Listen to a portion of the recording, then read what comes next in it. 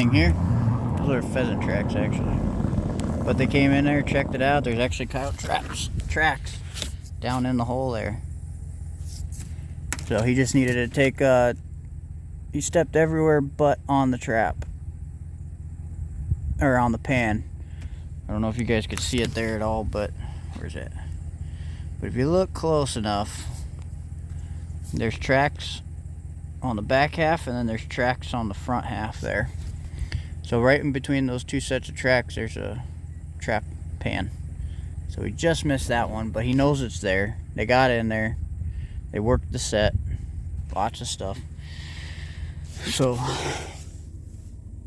again, it's a trapping game, man. You're trying to outsmart these bastards. And one day it will happen. Like I said, we got a big warm-up coming up, and all these traps will be 100% running by then, and there's actually going to be probably a few more, because I'll probably get out here in a second. I'll check the traps first, then I'll come back around and set a few more here and there. But the coyotes have been in here about every night, so it's just a matter of time. They'll eventually, like I said, they'll get into it. They're curious the first day. They get a little nervous about the set when you reopen them, but after a while they get comfortable. It becomes a new normal for them. So then they'll start working the set, like that step down dirt hole. That trap is buried in there. So, but doesn't look like I got anything here. I only got 4 leg holds here. We're going to change that today.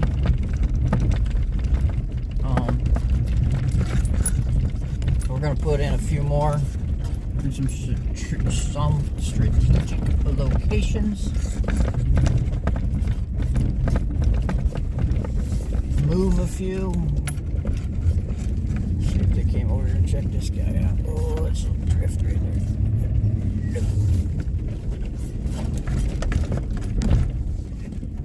Nope. Yep, they came and checked this one out too. So,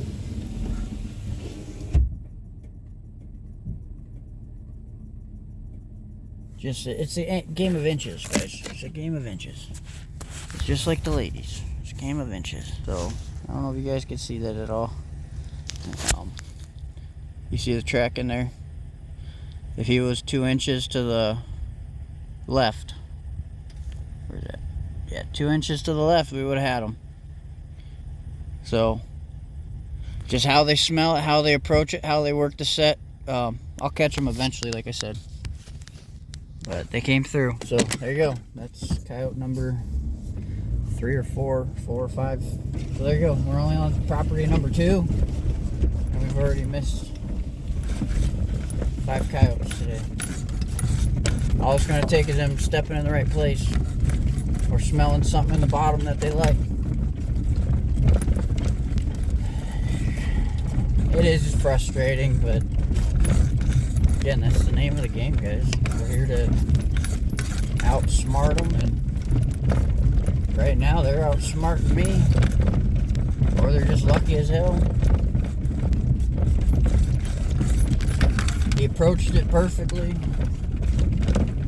I got one more trap down here on the edge. It looks like the coyotes came down here, so I'm guessing he probably worked this set as well.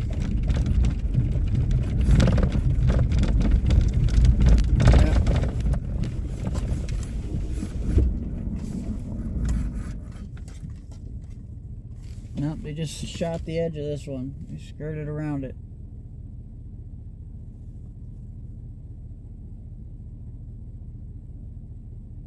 So, at least I don't see no tracks on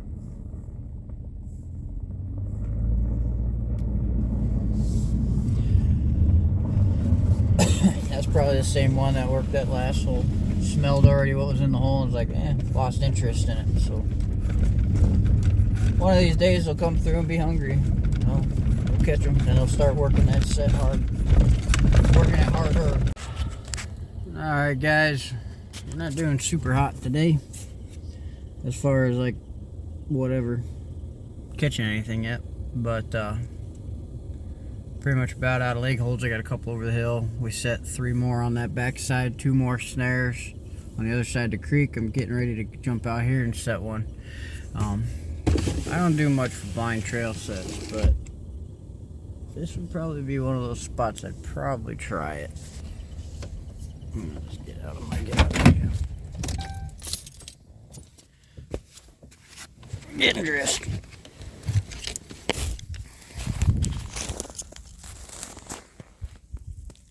But yeah, so they're working this edge real tight, and that's why I'm not picking them up down on the end. Down in that bowl back there, where the hell I'm at, right there, where it cuts around behind that point, I got a trap and a couple snares. They seem to be crossing right there, and that's where we picked up that one coyote in the snare. But they're running this edge pretty damn tight here. So all the way. There's a couple spots where they jet out into the field, check something out, and then go back. But I'm thinking, I don't know. If I was going to set a blind trail set, I think it'd be right here. Let me turn my screen brightness up real quick so I could see what you guys could see. So yeah, it'd probably be right there. I'd cut out that track because this is two different coyotes, and they all came through and they just walked in each other's tracks. So I'd probably cut out that track right there, put my trap there. It's not conducive to do in the snow for blind trail sets. So what I might do is, instead of doing a blind trail set, I'm going to cut that out, and I might, instead of taking this track out, I'll take that track out. It gives them a little more space, and then I'll run just bait and some softer stuff. I'll probably just run lure. I won't even run bait, so I'll do like a flat set there. We're supposed to have some south winds, but this is one of those traps where I'm talking about. If you make them trip over it, you'll probably catch them. You don't want anything strong when it's on their trail, or else they'll divert and go around the trap. So we just want enough. Like, I'll probably put the beaver oil and all predator there. Just something subtle, nothing crazy. But I'm going to cut that out and do that right now. And again, when I'm doing this, kind of gets, it's not as important if you're doing baited sets, but if you're doing blind trail sets, you want to find that footprint, and you want the center of your pan to be right where that paw print is. This way, even if he's, let's say we have a south wind and he's just cruising this edge, he's going to put his foot right back in that hole where that track is. It's just crazy how they work that. I mean, you see it with cats a lot. So I'm going to get that trap set, kind of show you. It's not going to look anything like this because I'm probably going to destroy up to 3 prints just to make this set. Like I said, I have a big thaw coming on. So I wanted to get high enough, but this is, it's kind of a low spot, so it's probably going to fuck me in the end. But I'm hoping I catch before. Okay guys, we got this set in. This ground's a bitch to work in. We got it in, looks good. And obviously it's not a flat or blind set by any means, just because of the disturbance. So you guys see that thing that looks like a footprint there? That's where the pan is. Where the hell it is. I just used my fingers like this and just pushed on it enough to displace the dirt. Got a hole punch there and a hole punch there. That's got all predator and beaver tail. So when they're coming through here, I just want enough for them to slow down and be like, what the hell? So, but it's right in their strides. So what do we got? We got track there, next one would be right here. With how short strided he's taking, so it's gonna go, sorry, push on it real quick. So it's gonna go boom, boom, boom, boom. Wherever in the hell is that? Boom, boom. So you can see there's another track there, just barely. I left it alone. There's another one there. So it should be right on the pan. That works for your blind trail sets. If you're like in Kansas or area where you don't have the snow like I do. That's what you want to do. You want to find a coyote track. You want to dig up the coyote track. You want to put a trap back in there and make it look like the coyote track's still there. And that's just, like I said, I just use my fingers like this and just push right on the pan. Very little pressure. I mean, but if you have your pans set right, your tensions, you should be able to put up to 4 pounds of pressure, which is just a standard trigger pull, which is still quite a bit of trigger pull. I try to use a smaller trap, like a number 2, really small. It's probably closer. It's a small one, number 2. It's closer to 1 3/4. On sets like that, those I think those really small Duke 1 3/4. If they have it, I don't know. Does Duke make a 1 3/4 that has a 4 coil? That'd be perfect for that kind of a set. You're digging up very small disturbance, so by the time they notice it's there, it's too late.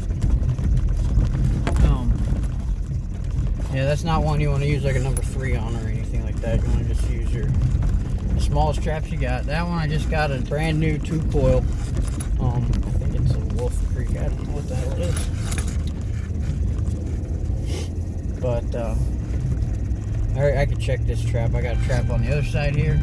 There's not a lot of traffic in this corner. They kind of cut up into this field where I'm going right now. Where me and Autumn caught that one coyote on the cables.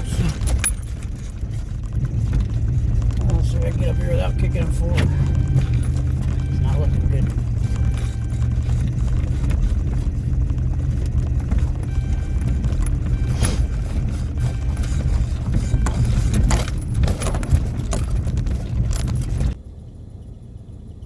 So I was telling you guys about it.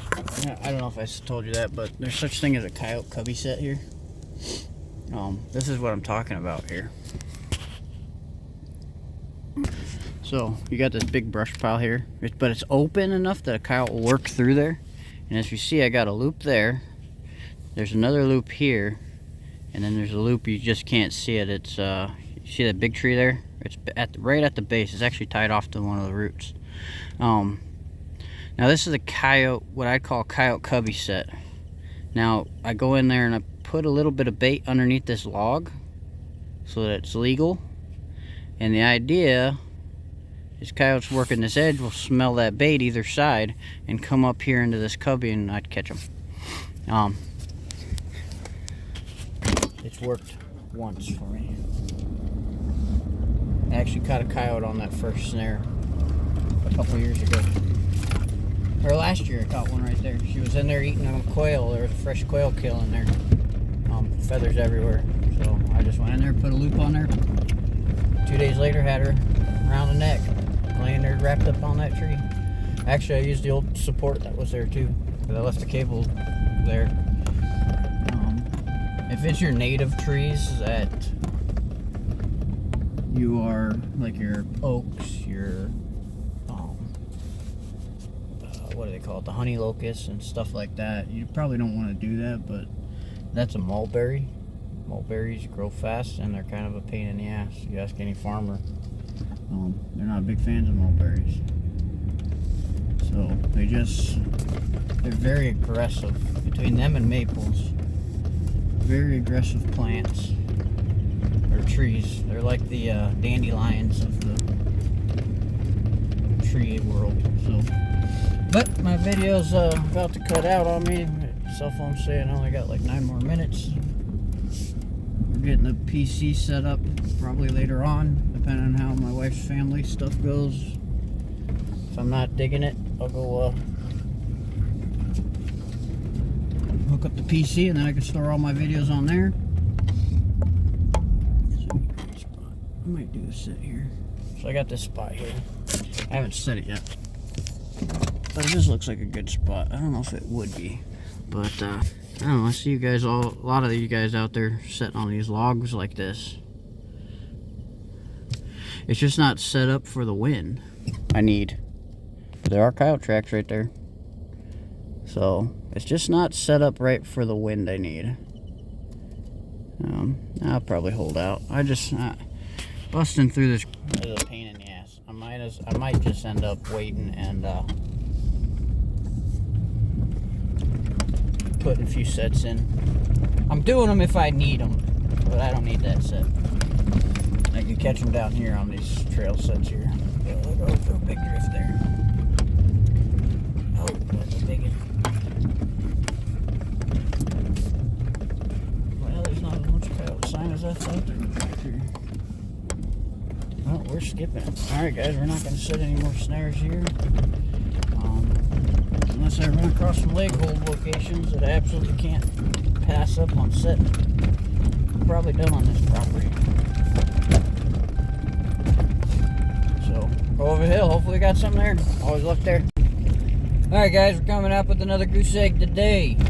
Got several new traps in the ground in some really good locations. Don't have high hopes for them until we start to lose some of the snow.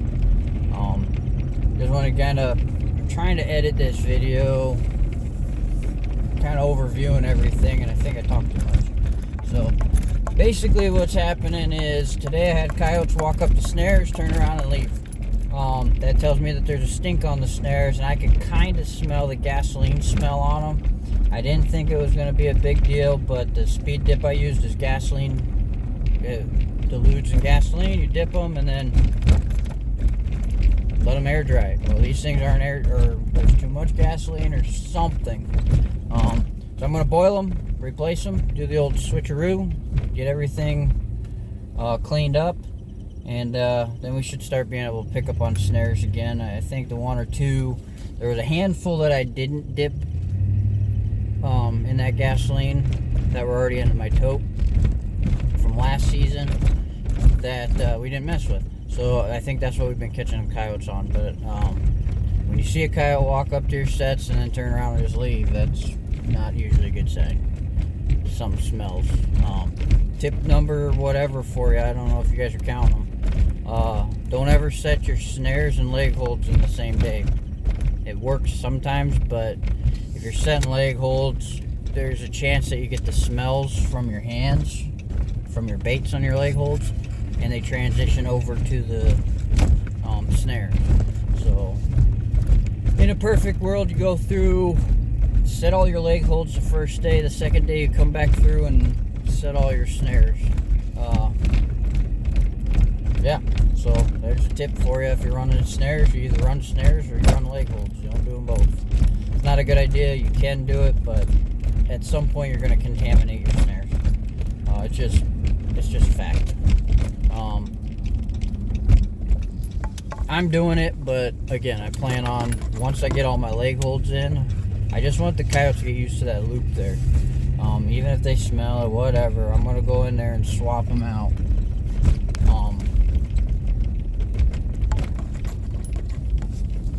With clean snares, and then they'll think I pulled it. But nope, we're getting ready. We're pulling in the house here. I did set that corner post set where we picked up I call it the gray fox coyote. We picked him up, and then another one the other day, that female. That property, we are I went across the creek there and set a handful more. I think I only set 2 or 3 more traps on there. Just trying to spread it out, get a different handful of different working sets out there on coyote sign. But we got a few good leg holds in now. I'm happy with what I got set. There's one property I'd like to set a couple more, but I'm not. Right now, this dirt sucks. As the week goes on, I'll set 1 or 2 more every day. And then I'm not going to be setting any new tomorrow, or no new properties tomorrow. Tuesday, Wednesday, whenever. I'm planning on running traps pretty hard this whole week as we warm up. The ground's going to be nicer to work in. I don't think we'll get the frost out of the ground, even with the 40-degree weather. It would be nice to start pulling that frost, but I don't think it's going to happen. It's in some areas I was pulling bean and corn stubble out of piles, and in those areas, even with the snow on it, we still had 4 inches of permafrost. I just don't think we're going to get through it. I mean, there's ways of working around it, making dirt holes. Like, you find a big pile of bean stubble where the farmer cleaned out his combine. Coyotes always check that stuff out. You can dig a hole into the bean stubble, parallel with the ground, and set your trap there. That's another way of doing a dirt hole. I've been just doing a lot of flat sets and mock dirt holes. You got to figure your mouse really only crawls in a hole about that big, maybe even smaller. So you just need to punch a hole similar to that. It's real tough in the permafrost, but just a piece of rebar, run it about 3 or 4 inches into the ground, wobble it out, and pull it, and you're good to go.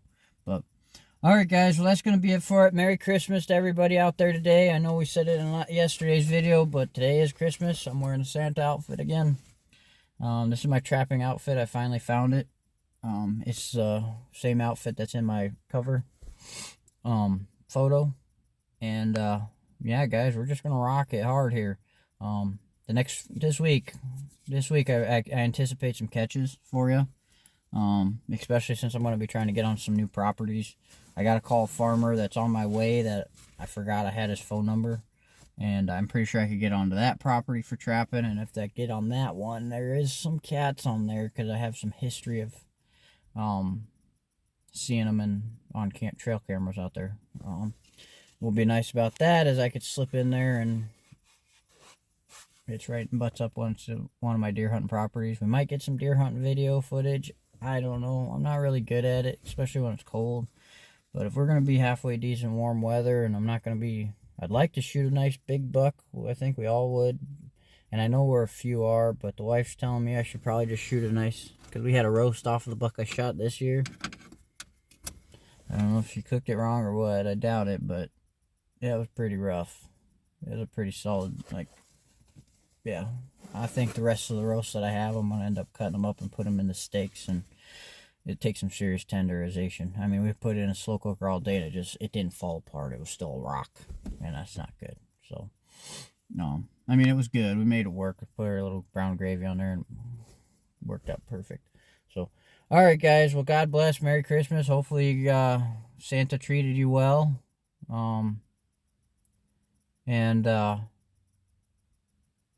Yeah, as always, keep on grinding. It sucks working in these conditions, but it pays out when it pays out. You get what you put into life, so as always, keep grinding. Take care.